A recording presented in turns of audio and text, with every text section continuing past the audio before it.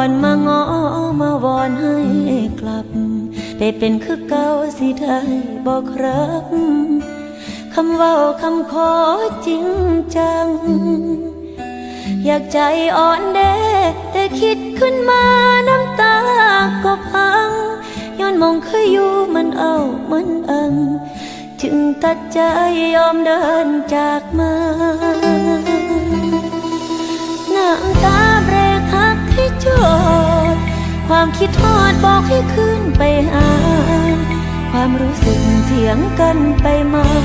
กระจักสิว่าสิเฮ็ดจังใดกลับไปก็เป็นสำรองเป็นเจ้าของตัวจริงบ่ได้กับผู้มาก่อนเพิ่นยังบ่ไปใส่ยังหักอายหลา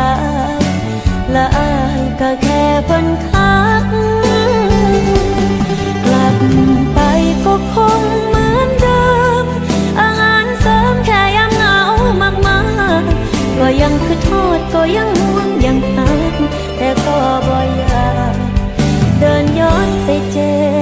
บอยู่หมู่เก่า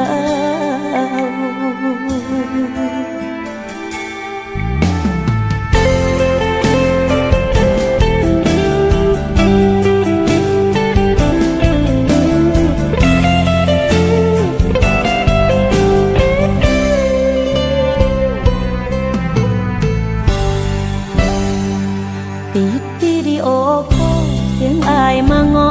ยังจำยังติดทุกภาพที่เคยเคียงใกล้ชีวิตยังติดยังหลงหอย